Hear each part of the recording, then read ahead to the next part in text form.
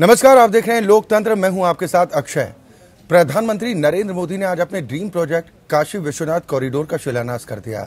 600 करोड़ की लागत से तैयार होने वाले इस कॉरिडोर के बनने के बाद काशी की तस्वीर बदलने का दावा किया जा रहा है। प्रधानमंत्री ने अपने संबोधन के दौरान कहा कि ये चारों तरफ से दीवारों से घिरे भोले बाबा की मुक्ति का पर्व है। योगी सरकार की प्रशंसा करते हुए प्रधानमंत्री ने कहा कि काशी के कल्याण के लिए योगी सरकार ने बेहतर योगदान किया, लेकिन ये सहयोग अगर 3 साल पहले तत्कालीन समाजवादी पार्टी की सरकार में मिल गया होता तो आज इस कॉरिडोर का शिलान्यास नहीं बल्कि उद्घाटन होता। हालांकि विपक्षी पार्टियां सरकार पर सवाल दाग रही कि प्रधानमंत्री ने काशी को क्योटो बनाने का जो वादा किया था वो वादा कहां पूरा हुआ। ऐसे में आज हम ये जानने की कोशिश करेंगे कि पिछले 5 वर्षों में काशी का कितना कल्याण हुआ। जिस कॉरिडोर के बनने के बाद काशी की तस्वीर बदलने का दावा किया जा रहा है, उस दावे में आखिर दम कितना है, हम इसकी भी पड़ताल करेंगे। साथ ही ये भी जानने की कोशिश करेंगे कि क्या काशी के कल्याण के जरिए एक बार फिर दिल्ली की गद्दी तक का सफर आसान हो पाएगा। आज लोकतंत्र में चर्चा इसी मुद्दे पर।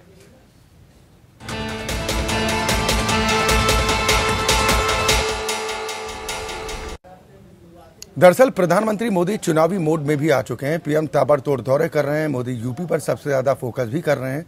चुनाव से पहले शिलान्यास और लोकार्पण का सिलसिला भी जारी। प्रधानमंत्री मोदी ने शिलान्यासों की झड़ी लगा रखी है। पीएम ने काशी, कानपुर, लखनऊ और वाराणसी में कई परियोजनाओं को पंख लगाए। मोदी ने वाराणसी में काशी विश्वनाथ कॉरिडोर की नींव रखी और कहा कि मुझे बाबा विश्वनाथ ने बुलाया, ये काम भी मेरे नसीब में था और इसीलिए मैं इसका शिलान्यास कर रहा हूँ। मोदी ने शिलान्यास के बहाने पूर्व की सरकारों को भी कोसा और कहा कि अगर पहले की सरकारें काम करती तो ये काम काफी समय पहले ही हो जाता। लेकिन अब देखना होगा कि इस बार बाबा विश्वनाथ मोदी को विजयी आशीर्वाद देते हैं या फिर नहीं। –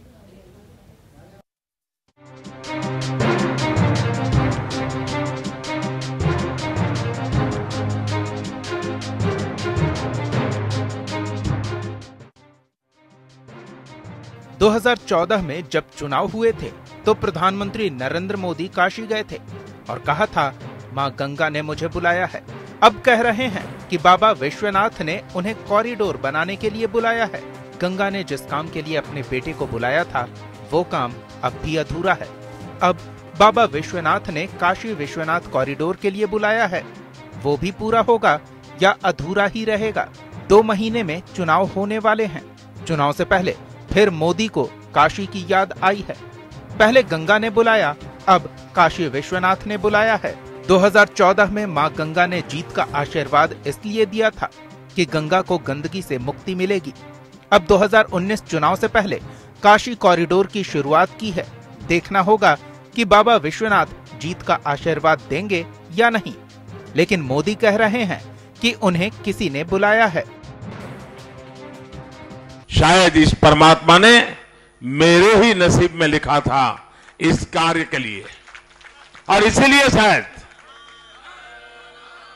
जब हम 2014 में चुनाव के लिए आया था तो ऐसे ही मेरे भीतर से एक आवाज निकली थी, मैं आया नहीं हूं, मुझे बुलाया है। प्रधानमंत्री नरेंद्र मोदी वाराणसी को सौगात देने पहुंचे।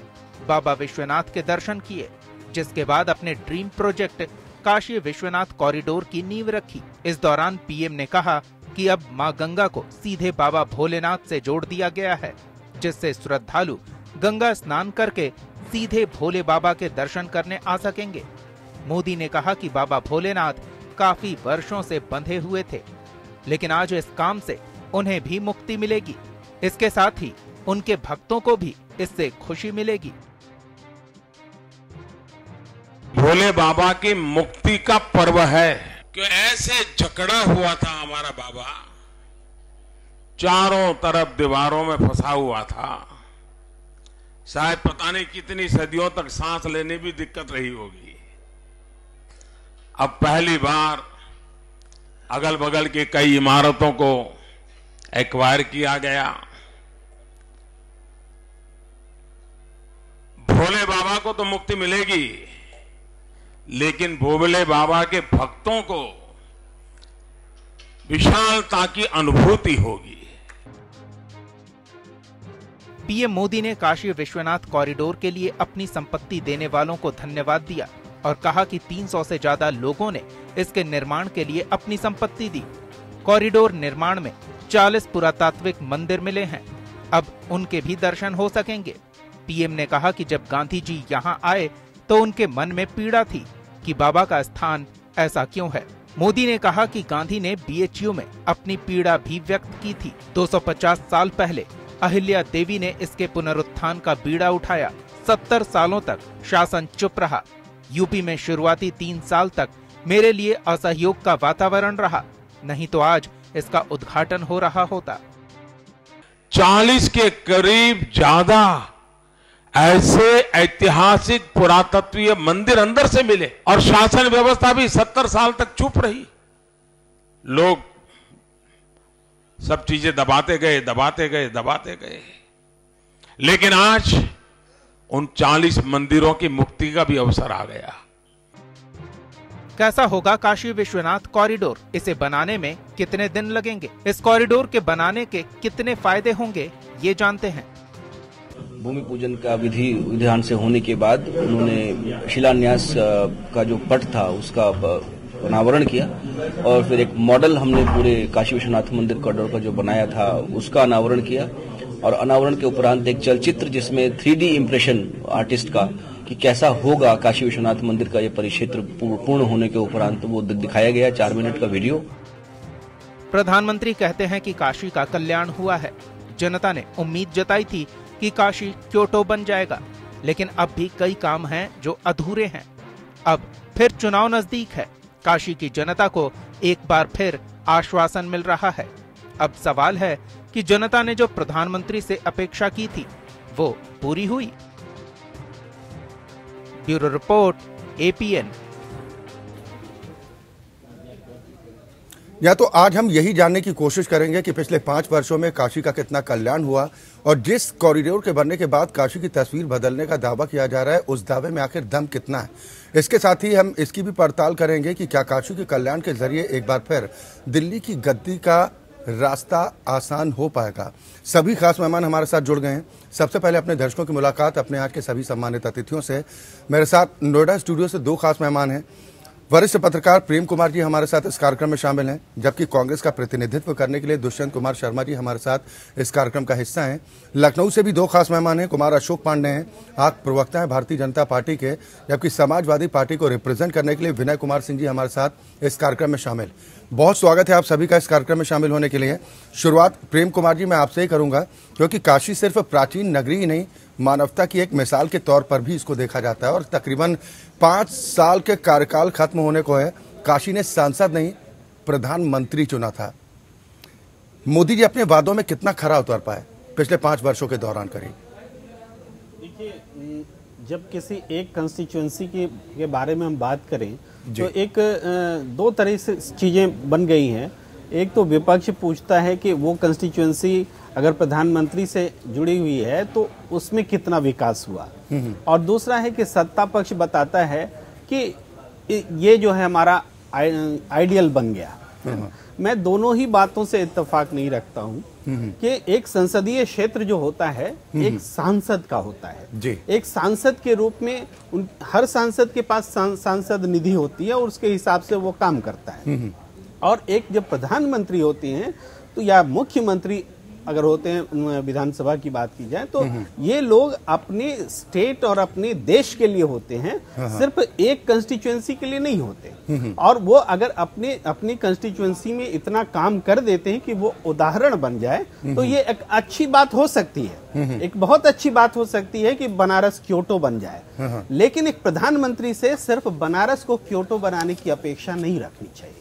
मेरा कहना है कि प्रधानमंत्री या किसी प्रदेश का मुख्यमंत्री एक कंस्टिट्यूएंसी, चाहे विधानसभा हो या लोकसभा हो, उसके लिए वो नहीं होते। वो नीतियां बनाते हैं और शहर ही नहीं पूरे देश के बारे में नीतियां बनाते हैं। उनसे अपेक्षा की जाती है कि वो देश में बेरोजगारी दूर करें, उनसे अपेक्षा की जाती है कि वो इंफ्रास्ट्रक्चर डेवलप करें जो आने वाले 20 साल तक हमें हमारे देश को किसी स्तर पर ले जाएगा। हमारी GDP का ग्रोथ करें, हमारे प्रति व्यक्ति खरीद शक्ति का विकास करें, किसानों की स्थिति को सुधारें, कोई आत्महत्या न करें।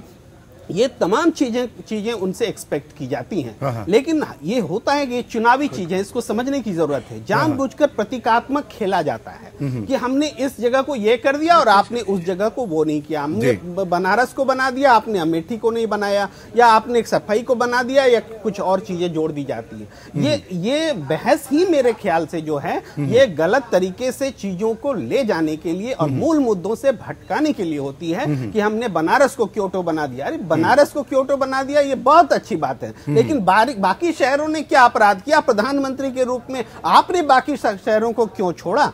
ये मैं सवाल इस जगह पर फ्लोट करना चाहता हूं। जी, लेकिन जो सवाल इस बात को लेकर उठ रहे थे कि काशी दुनिया की सबसे प्राचीन नगरी में जिससे शुमार किया जाता है और बाबा भोलेनाथ के भक्त न सिर्फ देश बल्कि दुनिया भर से वहां पर पहुंचते हैं, तो क्या काशी की पहचान और बेहतर बनाने के लिए इस तरह के विकास कार्यों को नहीं होना चाहिए था?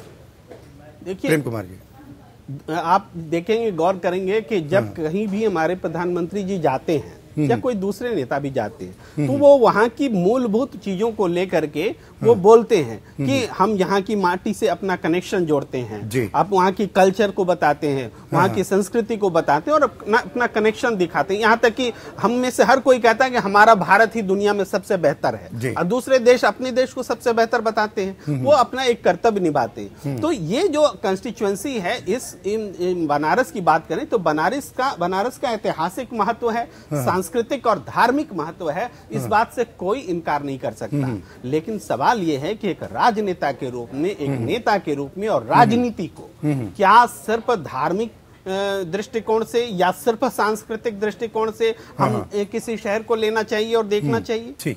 इसका विकास के लिए हमें हमारा नजरिया क्या हो? चले, बिल्कुल। यानी आप ये चाहते हैं कि किसी एक कॉन्स्टिट्यूएंसी पर सिर्फ फोकस नहीं रह जाना चाहिए, बल्कि पूरे देश पर फोकस रहे। एक प्रधानमंत्री का कर्तव्य ये होता है। मैं दोबारा आपके पास आऊंगा। कुमार अशोक पांडे जी, मैं आपके पास आऊंगा। काशी विश्वनाथ कॉरिडोर के शिलान्यास के बाद अब कितनी उम्मीद की जा सकती है कि काशी का पूर्ण कायाकल्प अब जल्द से जल्द हो पाएगा? बहुत अच्छा सवाल अक्षय जी है। काशी के जो आज काशी में एक काम की चर्चा हम लोग कर रहे हैं, लेकिन काशी में से बहुत से कार्य हुए हैं। यहाँ अभी आपने चर्चा में सुनाया कि गांधी जी ने खुद टिप्पणी किया है कि काशी पे जब वो पहुंचे हैं तो वहां की गलियों के बारे में उन्होंने कहा है। काशी विश्वनाथ की एक भोले बाबा की ऐसी नगरी है जो त्रिभुवन तक उसकी महिमा गाई जाती है, लेकिन इसके बावजूद भी गलियों के लिए बहुत मशहूर रहा है वो। वहां गली के बीच में गली और गली के बीच में गली और गली में बहुत गंदगी भी रहती थी, जिसके ऊपर आज काशी का उभरा हुआ और बदला हुआ स्वरूप लोगों को देखने को मिल रहा है। यहाँ दो विचारधाराएं एक साथ काम कर रही हैं। एक तो वो प्रधानमंत्री नरेंद्र दामोदर दास मोदी हैं जो काशी विश्वनाथ के साथ साथ पूरी काशी नगरी का कायाकल्प करने में लगे हुए हैं और उसके साथ साथ पूरे देश में विकास की गंगा बहा करके आगे बढ़ने का काम कर रहे हैं। और दूसरी तरफ वो लोग हैं जो सिर्फ एक तरह से आपका विरोध करके और महागठबंधन करके एन केन प्रकार जनता को गुमराह करके सत्ता पाने का प्रयास कर रहे हैं। भारतीय जनता पार्टी सत्ता की राजनीति नहीं करती। भारतीय जनता पार्टी विचारों की राजनीति करती है, देश के सुनहरे भविष्य की राजनीति करती है। आपने देखा होगा कि प्रधानमंत्री जी ने खाली काशी की चिंता नहीं की है, उन्होंने पूरे देश की चिंता की है और उनका परिवार भी अगर कोई है तो 125 करोड़ भारतवासी ही उनके परिवार है। उसमें उनका जो प्रिय परिवार है वो काशी है। अब हम मेट्रो रेल की बात करें, चाहे हम पुलों की बात करें, चाहे हम सीवर लाइन की बात करें, चाहे अंडरग्राउंड केबलिंग की बात करें, चाहे हम कच्चे मकानों को परिवर्तित करके पक्के मकान देने की बात करें, चाहे वहां क्रीड़ा मैदान को डेवलप करने की बात करें, चाहे हम दूर ऊपरगामी पथ बनाने की बात करें, इतना काम हुआ है जो 5 वर्ष में पूरे प्रदेश में नहीं हुआ, उतना 4.5 वर्ष में काशी में कार्य हुआ है। अभी कुंभ का हमने जिक्र किया, अनेक कुंभ आए होंगे, लेकिन ऐसा कुंभ न भूतो न भविष्यति, ऐसा कुंभ कोई कर भी नहीं सकता था जितना अच्छा कुंभ का नियंत्रण रहा, कुंभ में काम हुआ, कुंभ की चले। यानी आप ये कह रहे हैं कि काशी भले ही आज की डेट में क्योटो नहीं बना है, लेकिन उस दिशा की तरफ काफी आगे बढ़ा है। मैं दुष्यंत शर्मा जी आपके पास आऊंगा, कितना परिवर्तन, मैं दोबारा आऊंगा। पांडे जी आपके पास दोबारा आऊंगा। Rome was not built in a one day. Dushyant Sharma ji, कितना परिवर्तन आप महसूस कर रहे हैं? वाकई में आपको लग रहा है कि काशी में परिवर्तन हुआ पहले की तुलना में, या आप लोगों को लग रहा है कि सिर्फ जो सपने दिखाए गए थे कि काशी क्योटो बनेगा, वो सपना आज भी सपना है? देखिए, जो प्रेम कुमार जी ने कहा मैं उससे पूरी तरह इत्तेफाक रखता हूँ, नंबर 1। नंबर 2, अभी कुछ दिनों पहले काशी को क्योटो बनाने वाली बात आई थी। उसके लिए जापान से कुछ लोग वहाँ पहुँचे भी थे। और इसमें कोई दूसरी राय नहीं है कि जो बनारस है, वाराणसी है, काशी है, वो उसका धार्मिक महत्व, सामाजिक महत्व और राजनीतिक महत्व इसलिए है कि प्रधानमंत्री खुद वहाँ से चुनाव लड़ते हैं। और एक बात अगर आदर्श की बात कहें तो जो प्रेम जी ने कहा वो आदर्श की बात है कि भाई प्रधानमंत्री को तो पूरा फोकस काशी पर करते हैं, क्योंकि काशी के कल्याण की जब बात हो रही है तो उन्होंने कहीं ना ये कहकर नहीं टाल सकते, ये कहकर नहीं टाल सकते कि वो एक विशेष क्षेत्र है इसलिए फोकस किया जा रहा है। अगर काशी में काशी के विकास को लेकर कामकाज हो रहा है तो मेरा सवाल ये है कि आप लोग परिवर्तन महसूस कर रहे हैं या आपको लग रहा है कि सिर्फ कोरे वादे? सर, मैं आपको अगर मुझे मौका देंगे मैं थोड़ा सा कहूंगा, नहीं तो मेरे वो स्लिप हो जाएंगी बातें। पिछले दिनों में इसी चैनल पे डिबेट में था जी, और काशी के विकास की ही बात, यही विषय था आपका लगभग। अभी तो उद्घाटनों का दौर है तो उद्घाटनों पे बात होनी चाहिए, विकास तो है ही नहीं कहीं। तो पिछले दिनों ये लोकोमोटिव इंजन्स को बनाने की बात आई थी, जिसमें ये बात आई थी कि 25 इंजन काशी में बनने, बनारस में बनने, वहाँ लोकोमोटिव इंजन्स की फैक्ट्री है रेलवे की। तो मेरे पास पूरे डाटा में इस टाइम याद नहीं है, लेकिन मुझे एक बात याद है कि एक भी इंजन वहाँ नहीं बना और इवन एक अप्रेंटिस भी वहाँ भर्ती नहीं किया गया। दूसरा एक और भी चीज है कि आज 1.5 महीना अब सरकार का टेन्योर कंप्लीट होने में कोई परिवर्तन आपको नजर आता है? कोई परिवर्तन नहीं है। 1.5 महीना सरकार का टेन्योर कंप्लीट होने में है। 26 मई 2014 को ये सरकार ने स्वेरिंग इन हुआ था और अब 26 मई आने वाली है। 1.5 महीने बाद 26 मई है। तो अब प्रधानमंत्री खाली ताबड़तोड़ शिलान्यास और बस शिलान्यास। आपने जो विषय, जो टॉपिक आपने इनसे कहा था कि भाई जो एजेंडा ये लेके आए थे उस एजेंडे में मतलब क्या किया? उसके तो 5 एजेंडे थे, 5 एजेंडे में से तो एक भी एजेंडा क्लियर नहीं है। क्या मतलब जो 2 करोड़ रोजगार देने थे पर एनम, क्या वो दिए उन्होंने? इन पर हम फिर बात करेंगे। विनय कुमार सिंह जी, ये है हम काशी की बात कर रहे हैं, फिर मुद्दे से भटक जाएंगे। ऐसा है कि आप लोग ये आरोप लगाते थे कि काशी को क्योटो बनाने का वादा किया था, वो वादा कहाँ गया? क्योंकि इसलिए प्रधानमंत्री और जो सरकार है केंद्र की, वो पूरे तरह से पूरे देश में और प्रधानमंत्री कंस्टिट्यूंसी में भी फेलियर हुई है कुछ भी कर पाने में। चले ठीक, यानी कि आप कह रहे हैं कि सारे कोरे दावे हैं और जो भी दावे किए जा रहे हैं उनमें कोई सच्चाई नहीं है। विनय कुमार सिंह जी, क्या समाजवादी पार्टी काशी के कल्याण में रोड़ा थी क्या? क्योंकि आज प्रधानमंत्री ने सीधा कोट किया है, क्या आप लोगों ने सहयोग नहीं किया? अच्छा जी, सबसे हास्यास्पद बात बता दें कि काशी में फिर एक हुआ कि माननीय हमारे प्रधानमंत्री जी ने फिर एक किसी विकास परियोजना का उद्घाटन किया। इससे पहले जब वो आए थे बनारस में तो उन्होंने कहा था कि माँ गंगा ने बुलाया है, तो माँ गंगा को इन्होंने धोखा दिया। फिर उसके बाद आज उन्होंने कह दिया कि बाबा विश्वनाथ ने बुलाया है। इनकी आस्था कैसे घंटे घंटे भर में चेंज हो जाती है, हमें ये नहीं मालूम कि माता का रख रखाव तो कर नहीं पाए। फिर इन्होंने बताया एक नया जुमला इन्होंने इजाद किया कि बाबा विश्वनाथ ने बुलाया। मैं बता दूं कि काशी को हमारे राष्ट्रीय अध्यक्ष जी जब मुख्यमंत्री थे तो इन्होंने उसके घाटों के निर्माण में, उसके सौंदर्यीकरण में काम करना शुरू किया था। इनके आते ही सारे कामों का तहस नहस शुरू हो गया। इन्होंने अभी बताया, हमारे बीजेपी के प्रवक्ता जी ने बताया कि मेट्रो ट्रेन का उद्घाटन। बताइए, जितने भी समाजवादी सरकार में, सैमसंग कंपनी नोएडा में हमारे सरकार के समय के दिन उद्घाटन इन्होंने कर दिया।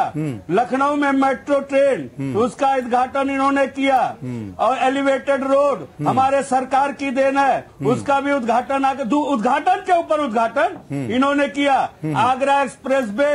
नहीं, एक चीज का जवाब विनय कुमार सिंह जी दीजिए। शुरुआत अगर पिछले तकरीबन 4.5 पौने 5 वर्षों में 40,000 करोड़ से ज्यादा की परियोजनाओं का शुभारंभ वहां पर किया गया है तो कुछ तो काम हुआ होगा। काशी बहुत दूर नहीं है अक्षय जी। काशी की जनता वहां देख रही है, काशी की जनता भी जानती है। लास्ट टाइम कब गए थे काशी? आप काशी जानते हैं। देख, अभी हमें गए करीब 2 महीना हो गया। ये इसके पहले गए थे कुंभ के पहले हम गए थे बनारस। तो मैं, हमारे गांव, गोरखपुर के रहने वाले, हमारे यहाँ से सीधा रास्ता है। गोरखपुर से इस समय बनारस 4 लेन बन रहा है, तो सीधा रास्ता हम लोग जाते रहते। कांसी की दुर्दशा इस समय जो है वो हम देख रहे हैं। हम गोरखपुर की कुछ परिवर्तन नजर आ रहा है आपको? गोरखपुर पे बात नहीं करेंगे विनय कुमार सिंह जी। नहीं, बिल्कुल कमियां निकालना बिल्कुल आप लोगों का अधिकार है, लेकिन हम ये जानना चाह रहे हैं कि कुछ आपको पॉजिटिव नजर आया? नहीं, जी, हाँ, पॉजिटिव ये है कि भारत के प्रधानमंत्री को वहां की जनता ने यहां से जिता करके भेजा, बड़े उम्मीद के साथ, बड़े आस के साथ, लेकिन वह चीज दिखाई नहीं दे रहा है। आइए दिखाते हैं विकास कैसे होता है। पूरे हमने उत्तर प्रदेश में किया, हमारे माननीय राष्ट्रीय अध्यक्ष जी ने, हमारे मुख्यमंत्री जी भी गोरखपुर के हैं। 2 साल बीत गया, बता दें विकास कहाँ है? इटावा देख लीजिए, फिरोजाबाद देख लीजिए, आप सफाई देख लीजिए, आप लखनऊ देख लीजिए, तमाम ऐसे जगहों की सूरत बदलने का काम हमारी सरकार ने किया है। विकास क्या होता है यह माननीय राष्ट्रीय अध्यक्ष हमारे श्री अखिलेश यादव जी से आकर चलिए, ये विकास के दावे तो आप लोगों ने किए थे 2017 में, लेकिन जनता ने उस पर यकीन नहीं किया। ब्रेक पर जाने से पहले प्रेम कुमार जी एक चीज का जवाब मैं आऊंगा, विनय कुमार सिंह, मैं दोबारा आऊंगा आपके पास। प्रेम कुमार जी, सवाल ये है कि अगर हम महत्वपूर्ण नेताओं की कंस्टिट्यूएंसी की भी अगर बात कर लें, चाहे वो कांग्रेस पार्टी हो, समाजवादी पार्टी हो या भारतीय जनता पार्टी हो, जयपुर की आप बात कर लीजिए, नेताजी मुलायम सिंह यादव ने जो गांव आजमगढ़ में गोद लिया उसकी तस्वीरें देख लीजिए, सोनिया गांधी जी के गोद लिए गांव की तस्वीरें देख लीजिए, और राहुल गांधी जी के गोद लिए गांव की तस्वीरें देख लीजिए। क्या स्थिति आपको नजर आती? क्या एक लोकसभा क्षेत्र होने के नाते, एक सांसद होने के नाते जो विकास होना चाहिए था वो हुआ वहां पर? क्योंकि हमने वहां की कवरेज की है और वहां के लोगों से बातचीत भी की है। देखिए, ये सोशल मीडिया का दौर है और मैंने कई ऐसे वीडियोस देखे हैं जो अमेठी के बारे में है, रायबरेली के बारे में है और दूसरे जगहों के बारे में है। जाहिर बात है कि जो विरोधी होते हैं वही इस चीज को बताते हैं, लेकिन उसमें भी तस्वीरें तो झूठ नहीं बोलती हैं, बहुत सारी बातें सामने आती हैं।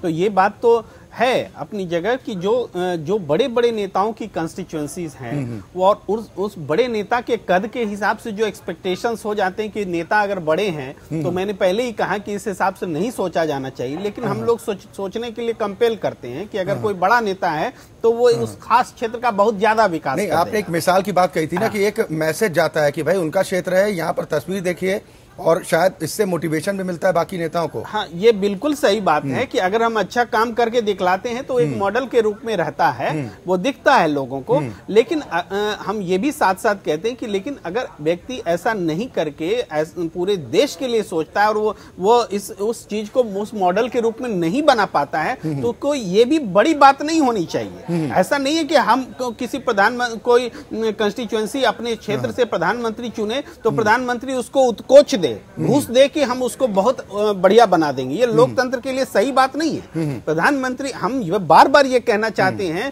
कि एक कंस्टिट्यूएंसी के बजाय ऐसे बड़े बड़े नायकों को, प्रधानमंत्री को, मुख्यमंत्री को, जो बड़े नेता हैं या विपक्ष के बड़े नेता हैं, उन लोगों को अपनी नीतियों पर ध्यान देना चाहिए कि किसी एक कंस्टिट्यूएंसी के बजाय पूरे देश में सम्यक विकास हो और सबका साथ सबका विकास हो। आपको सरकार में ज्यादा फोकस नजर आया कि काशी पर पूरा फोकस है, बाकी देश को छोड़ दिया गया? देखिए, जिस तरह से 40,000 करोड़ रुपए की बात की जा रही कि इतनी योजनाएं आई हैं, तो देखिए परियोजना का नजर जो है उसका प्रभाव जो है तुरंत देखने को नहीं मिलता है।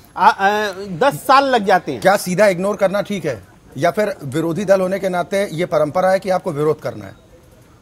देखिए, अगर मूर्त रूप में नहीं दिखेगा सामने तो विरोधी दल को अधिकार है कि कुछ तो आप दिखाइए, और कुछ भविष्य के लिए छोड़ जाइए। ये एक्सपेक्टेशन विपक्षी दल को रहेगी। लेकिन जिन तस्वीरों को दिखाने का दावा किया जा रहा है कि पहले की अपेक्षा में काशी में काफी बदलाव हुआ है, ये बदलाव क्या आम लोगों को दिखाई दे रहा है या फिर नहीं दिखाई दे रहा है? विपक्षी पार्टियों के इन आरोपों में दम है कि सिर्फ वादे बड़े बड़े किए गए, उन वादों को पूरा नहीं किया गया, या फिर इन वादों में सच्चाई भी है? हम ये जानने की कोशिश कर रहे हैं कि पिछले 5 वर्षों में काशी का आखिर कितना कायाकल्प हुआ, कितना कल्याण हुआ है, और जिस कॉरिडोर के बनने के बाद काशी की तस्वीर बदलने का दावा किया जा रहा है, उस दावे में आखिर कितना दम है? एक बार फिर हम लखनऊ का रुख करेंगे। कुमार अशोक पांडे जी, मैं आपके पास आऊंगा। अभी आपने सुना बाकी के मेहमानों को, उनका ये कहना है कि या तो पुरानी जो योजनाएं थी उनका उद्घाटन करने का काम किया है, अपनी कोई योजना नहीं भारतीय जनता पार्टी के पास, और सिर्फ ये जुमलेबाजी है, सीधा आरोप है। देखिए, ये विनय जी छोटे भाई हैं हमारे, ये प्रेमवश कुछ भी कह दें, लेकिन पहले ये भी उत्तर प्रदेश में रहते हैं, आज बिजली का सुख ये भी भोग रहे हैं। जब लोग अंधेरे में आते थे, दिल्ली की तरफ से आते थे, और जैसे ही अंधेरा आता था, गड्ढे वाली सड़कें आती थी, लोग जान जाते थे उत्तर प्रदेश में हम आ गए। आज पूरा प्रकाश है, हर तरफ प्रकाश है, अच्छा वातावरण है, अपराध यहाँ से गायब हो चुका है, सड़कें चमचमा रही हैं। देखिए, जहां तक काशी का प्रश्न है, मैं ये बताऊंगा कि सड़क, शिक्षा और स्वास्थ्य, ये 3 मूलभूत सुविधाएं होती हैं जी। वहां स्वास्थ्य की दृष्टि से आप इतने बड़े पत्रकार हैं, अपने कैमरामैन को भेजिए, हर जगह आपके पास होंगे, वहां जरा चिकित्सालयों की सूची मंगा लीजिए, क्या स्थिति आ जाए। जगह जगह पर सस्ती दवाओं के केंद्र तक हमने खोल दिए हैं, जो अब मोबाइल वैन्स भी चल रही हैं। खाली काशी की बात नहीं है, हम उसको अन्य पूर्वांचल में सब जगह शुरू करने जा रहे हैं। इंसेफ्लाइटिस गायब हो गया पूर्वांचल से, एक भी मृत्यु इंसेफ्लाइटिस से नहीं हुई है। तो जो चीजें हमने करना का काम किया शिक्षा में, आपने बिजली की बात कही थी, मैं आपसे जानना चाह रहा हूं, क्योंकि बिजली के खुले तारों को देखने के बाद प्रधानमंत्री जी ने विनय जी हमने तंज कसा था, प्रधानमंत्री ने तंज कसा था कि जितने तार यहाँ पर लटकते दिखाई देते हैं उतनी बिजली मिलती है क्या? आज की डेट में कितने, उसी पर आ रहा था, आज की डेट में कितने घंटे बिजली मिल पा रही है? नहीं, बिजली तो देखिए, काशी हो चाहे पूरा उत्तर प्रदेश हो, हर जगह बिजली हम 20 से 22 घंटे बिजली दे रहे हैं। 20 से 22 घंटे बिजली हर जगह मिल रही है, और कुछ शहरों में 24 घंटे। पहले वीआईपी कल्चर प्रथा थी, हमने वीआईपी कल्चर प्रथा समाप्त कर दी है। 24 घंटे बिजली सुनिश्चित करने का काम हमने किया है।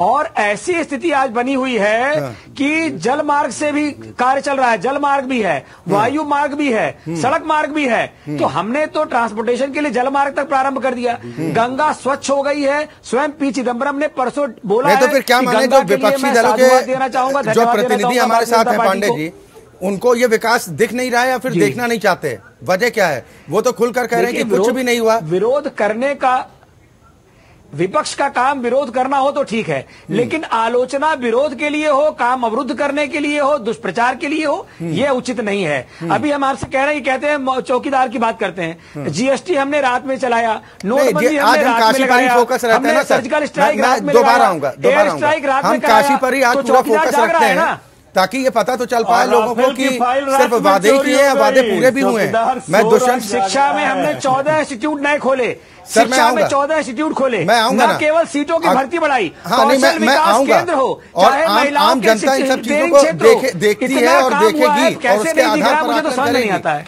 क्योंकि आप लोग खुद कहते हैं कि जनता जनार्दन है, वो अपनी खुली आंखों से सब कुछ देखती है, कोई बहका नहीं सकता।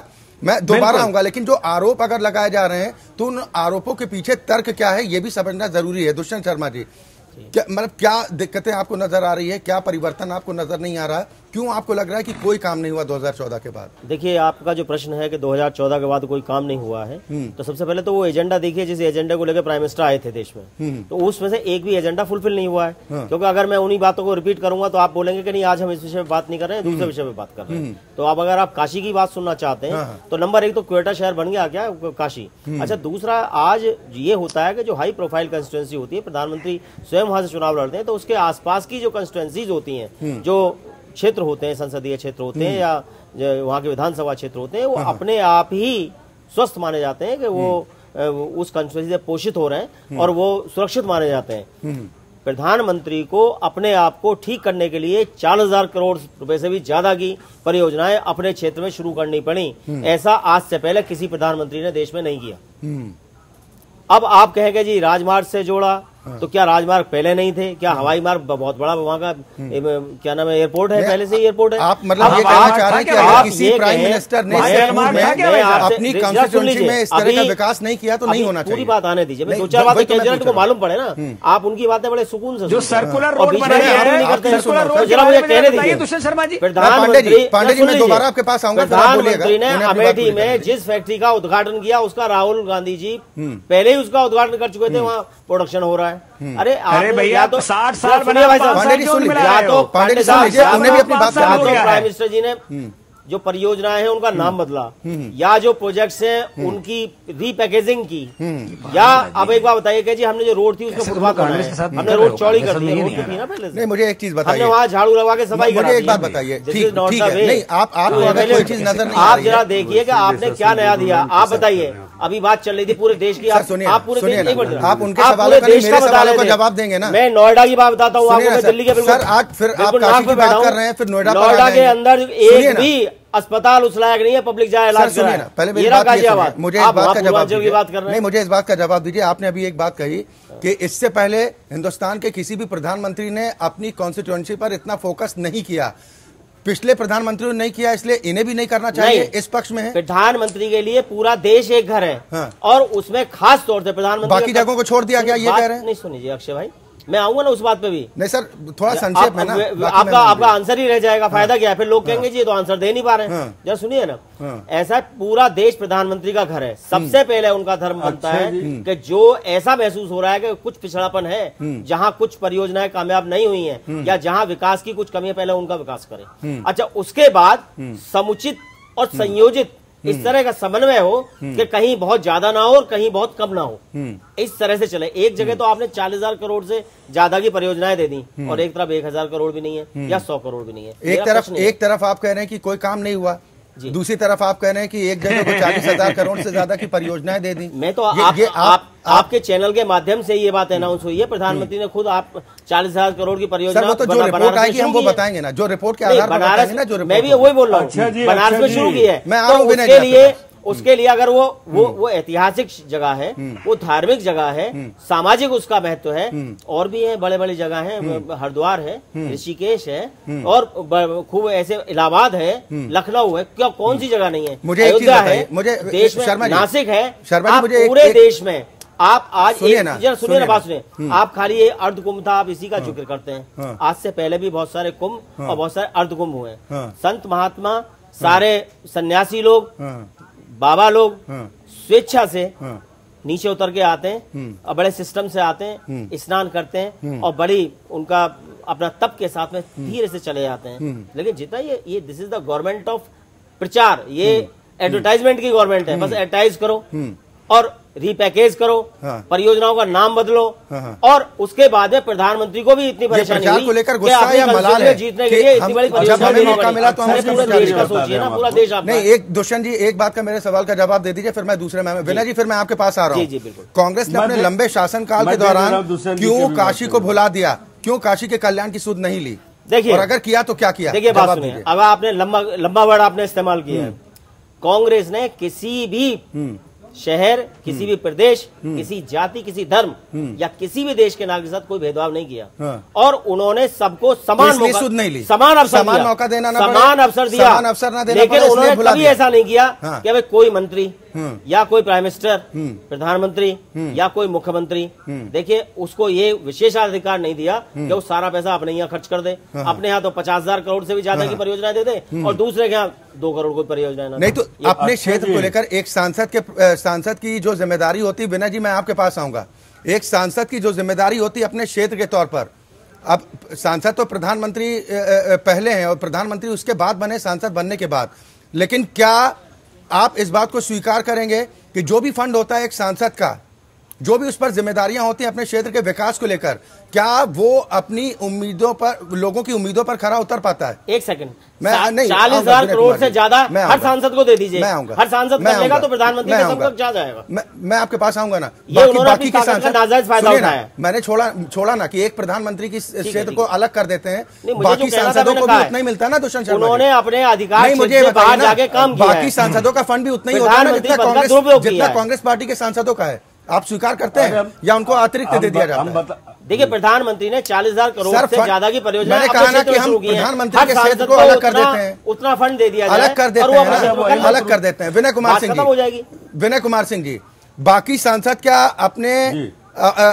अपने वादों पर खरा उतर पाते हैं या उतरे हैं? अगर मौजूदा उसकी बात भी करें तो। अच्छा जी, पूरी बात मेरी पहले सुन लीजिएगा, थोड़ा सा समय दीजिएगा। हमारे माननीय प्रधानमंत्री जी की बातों को इतना सीरियसली आप लोग ले लेते हैं, न लिया करिए। जान लीजिए कि जब वो आपकी बात बोलते हैं, जब वो स्पीच बात सुन लीजिए, जब वो प्रधानमंत्री देश का जो है कुछ कहते हैं तो मैं तुरंत इंटरनेट खोल लेता हूँ कि इनके बात में कितनी ऑथेंटिटी है चेक करने के लिए, क्योंकि उनकी बात में सत्यता कितनी है। मैं आपको एक उदाहरण दे दूं। कर्नाटक में इन्होंने कहा एक बार कहा कि जब भगत सिंह या सुभाष चंद्र बोस जी जब जेल में बंद थे तो एक भी कांग्रेसी या एक भी कोई व्यक्ति उनसे मिलने नहीं गया। मैं बता दूं 1930 में पेपर में बकायदे एक लेख छपी थी कि जिसमें उस समय के क्या नाम है नेता उस समय मिलने के लिए उनसे गए थे, लोग गए भी थे, गांधी जी भी गए थे, और उसको कितनी सफाई, और कहते क्या मंच पे खड़ा होकर के बोलिए मित्रों गए थे कि नहीं। अरे कौन जानता 1930 में कौन गया था कि नहीं। कभी कभी तो इस भाव में आ जाते हैं कि मंच पर खड़ा होकर के जनता से इतिहास और फिजिक्स का सवाल पूछने लगते हैं, कहते बताओ मित्रों है कि नहीं। अरे कौन इतिहास और आपके फिजिक्स का सवाल का जवाब देगा? जो आदमी जो पढ़ा होता तो अगर नकल से पास किया होगा, जो नकल से पांडे जी सुन लीजिए, फिर मैं आपके पास तालियां बजाने लगते हैं। पढ़ाई नहीं कभी आपने, सुन लीजिए, अपने ही तालियां बजाने लगते हैं। आप गोरखपुर के रहने वाले हैं, एक बार इन्होंने संत कबीर नगर में ही माननीय प्रधानमंत्री जी ने भाषण दिया और गुरु नानक देव और कबीर जी और गुरु गोरक्षनाथ जी महाराज को एक साथ बैठा करके मीटिंग कर दिया और लोगों के जन्म में 500 ईसा साल का जो है हेर फेर था।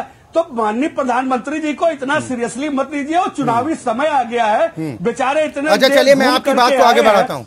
मैं विनय कुमार सिंह जी, विनय कुमार जी सुन तो लीजिए, अब काफी देर हो गया ना, बाकी मेहमान भी है वो बुरा मान जाएंगे, भी वही संभाल रहे हैं। सुन तो लीजिए विनय जी, जब आपने कहा कि कोई काम नहीं हुआ है, आपके कामों का उद्घाटन हुआ है, अभी आपकी पहली सूची जारी हुई है। बिल्कुल हुआ है, अभी आपकी पहली सूची जारी हुई है, अभी अखिलेश जी का तय नहीं हुआ है कि कहां से चुनाव लड़ेंगे। क्या अखिलेश यादव इस बात की हिम्मत दिखाएंगे कि वाराणसी से ताल ठोकें नरेंद्र मोदी के खिलाफ?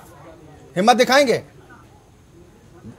देखिए हमारे माननीय राष्ट्रीय अध्यक्ष जी को पूरे पार्टी की जिम्मेदारी है। वह चुनाव पूरे सीटों पे लड़ रहे हैं, एक सीटों पे नहीं। मैं आपके सर नेताजी तो कह रहे हैं आधी सीटें आप पहले हार गए। ये दूसरे मुद्दे पर मत जाइए ना, इस पर जवाब दीजिए कि काशी से क्या हिम्मत दिखाएंगे अखिलेश यादव चुनाव लड़ने की?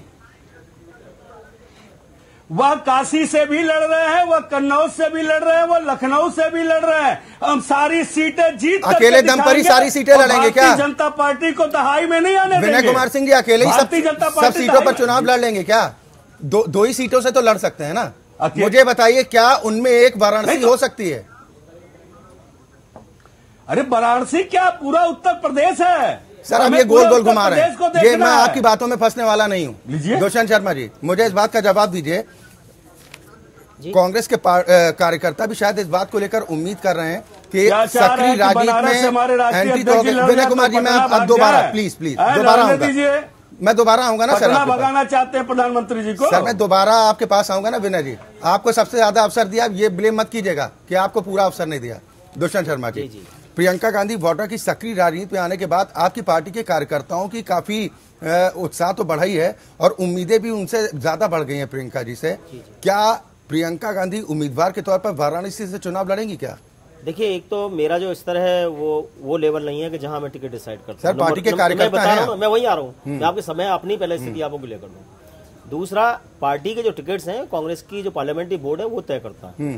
हमारी CWC होगी, कार्यकर्ताओं की जरूर डिमांड है, पूरी डिमांड है कि भाई जो मैडम प्रियंका गांधी हैं वो बनारस से चुनाव लड़े, तो कार्यकर्ता का हक है। नहीं, और इन बातों को इसलिए ये सवाल पूछ रहा हूँ क्योंकि इनको भी तरजीह दी जाती है। ये तो अच्छा मौका है कि अच्छा मौका है कि जब एक तरफ आप ये आरोप लगा रहे हैं कि सिर्फ कोरे वादे किए गए, कोई काम पूरा नहीं हुआ, तो वहां से ताल ठोक दीजिए।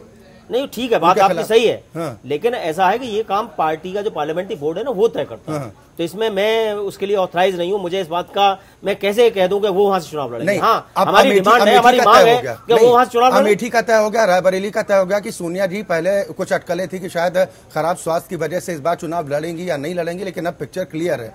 अब बचती है प्रियंका गांधी वाड्रा। क्या आपको नहीं लगता कि प्रधानमंत्री नरेंद्र मोदी के खिलाफ वहां से ताल ठोकनी चाहिए? देखिए अभी ना वो जो कंस्टिट्यूंसीज है वो पहले से उनकी कंस्टिट्यूंसी वहां वो चुनाव लड़ते रहे। राहुल गांधी जी भी अपनी कंस्टिट्यूंसी लड़ते रहे और मैडम गांधी भी वहां से लड़ती रही है। अब इनके लिए ये तय करना है कि वेदर शील कंटेस्ट और नॉट कंटेस्ट। नहीं, परिवर्तन भी होते रहे ना, कहां से लड़ेंगी, परिवर्तन भी होते रहे ना। उनको पूरे देश में प्रचार में भी रहना है, वो स्टार प्रचारक भी हैं। तो ऐसा है प्रेम कुमार जी, अभी आप मेरा सवाल ये कि क्या एक मौके के तौर पर नहीं है और एक दो दिन बाद सभी पार्टी के प्रमुख नेताओं को कम से कम एक जगह से लड़ना चाहिए, सारी पिक्चर क्लियर हो जाएगी कि किसकी बातों में कितना दम है? प्रेम कुमार जी जी, आपका सवाल क्लियर नहीं हुआ। मेरा सवाल ये है कि जैसे वाराणसी है, प्रधानमंत्री नरेंद्र मोदी का लोकसभा क्षेत्र है और तमाम दलों के नेता अगर ये आरोप लगा रहे हैं कि कुछ नहीं हुआ, हमारे कामों का पिछले उसका उद्घाटन किया जा रहा है, रिबन काटने का काम हो रहा है, तो क्या वहां से उन नेताओं को ताल नहीं ठोकनी चाहिए?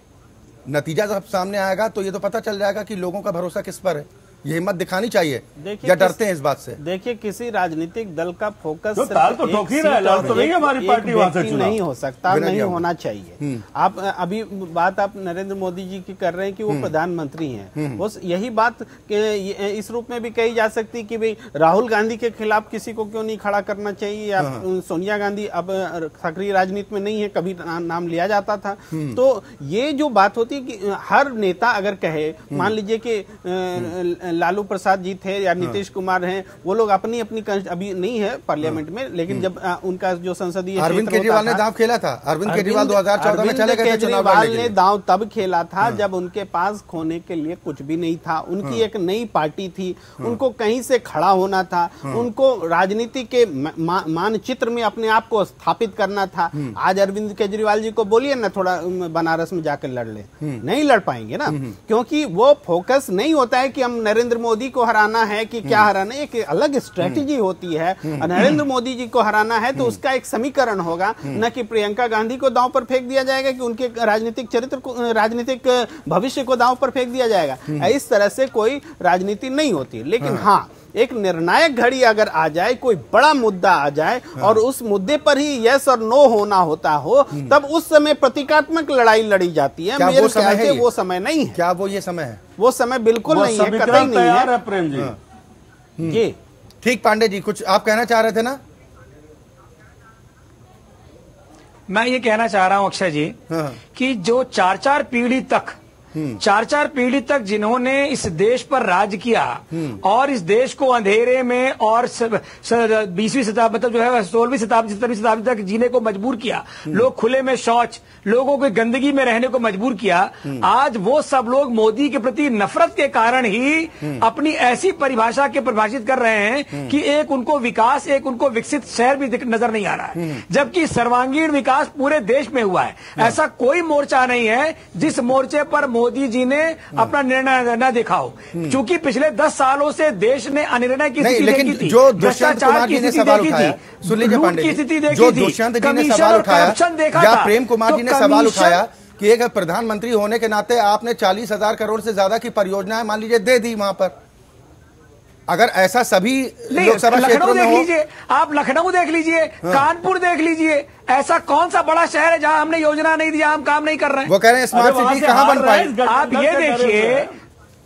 जो कमीशन और अगर ऐसी स्थिति रहती तो पिछले एक हफ्ता में 69 योजनाओं का और जो सपा के नेता बोल रहे हैं जरूरत कैबिनेट को नहीं पड़ती, बोलता था एक हफ्ते में 69 योजनाएं स्वीकृत की जा रही है। आज हमको रास्ता हर स्टेट में आप पिछले 15 दिन में कुछ काम करके नहीं दिखाया। अमेठी हो, रायबरेली हो, लखनऊ के बिल्कुल बगल में रायबरेली है, अमेठी है, जरा चल के दिखा दे विकास कहाँ है। ढूंढे विकास नहीं मिलेगा कहीं, ढूंढे नहीं मिलेगा विकास हो रहा है। देश को एक सीधा एनजीओ के आधार पर चुनाव जीतने वाली कांग्रेस है, ये सब जानते हैं। नहीं तो मुझे इस बात का जवाब दे दिए, अगर हम ये मान भी लें कि तमाम विपक्षी पार्टियां आप लोगों के खिलाफ दुष्प्रचार कर रही हैं, तो ये आम जनता को कैसे मैसेज दे पाएंगे फिर? देखिए, जनता बहुत समझदार है और अब ये वो जनता नहीं है जिसको अंधेरे में आपने रख दिया तो भोली भाली जनता अंधेरे में रहेगी। अब वो अपना हक सीख गई है, अपना हक मांगना सीख गई है, अपने हक के लिए लड़ना सीख गई है। ऐसी व्यवस्था में जनता रूपी जनार्दन नरेंद्र मोदी के साथ है। कार्यक्रम के समापन का वक्त है, अब कार्यक्रम के समापन का वक्त है, बहुत संक्षेप में और वह चुनाव हम जीतने जा रहे हैं, 74 सीट उत्तर प्रदेश में लेके आएंगे। ठीक है सर, शॉर्ट में रिएक्शन आपसे लेना चाहूंगा कि अब तो चुनावी बेला भी है, जो हम ये कह रहे थे कि क्या इन तमाम घोषणाओं के जरिए, इन तमाम योजनाओं के जरिए क्या दिल्ली की कुर्सी का रास्ता आसान हो पाएगा? देखिए, जो काम हुआ है उस आधार पर तो सरकार को वोट मांगने का हक है, वोट मांगेगी। लेकिन आखिरी समय में केवल शिलान्यास वगैरह करके अगर उसका क्रेडिट लेने का प्रयास होगा तो जनता नहीं देगी। सर, अपने टीवी की कहावत है, जो दिखेगा वो बिकेगा। विकास के कामों के साथ भी कुछ ऐसा है कि अगर दिखेगा तो वो लोगों तक आएगा। बिल्कुल, जो विकास दिख रहा है उस आधार पर वोट उनको मिलेंगे। लेकिन सर प्लीज, सब चर्चा के समापन का वक्त हो गया। प्रधानमंत्री ये बताएं कितने इंडस्ट्रियल कॉरिडोर उन्होंने बनाए, कितने रोजगार दिए, चलिए और कितने शहरों को 40,000 करोड़ से ज्यादा हमारे पास वक्त नहीं है, कार्यक्रम का समापन यहीं पर करना होगा। ठीक है, लेकिन इतना तय है कि अब पूरा विश्व कह रहा जिसको है, सर सुन तो लीजिए, जिसको आप जनता जनार्दन कहते हैं, जनता जनार्दन आपको लगता है कि सब कुछ देखती है, सब कुछ समझती है, वो अपनी आंखों देखकर वो आकलन इस बात का कर सकती है कि आपके दावों में कितना दम है या फिर नहीं है। इसलिए बेहतर यही कि ये सवाल अब जनता के बीच में ही छोड़ देना चाहिए, क्योंकि अब तय करने की घड़ी भी नजदीक आ गई। बहुत शुक्रिया, बहुत शुक्रिया आप सभी मेहमानों का हमारे साथ इस कार्यक्रम में शामिल होने के लिए। और इसी के साथ लोकतंत्र में आज के लिए बस इतना है। एपीएन न्यूज में खबरें लगातार जारी।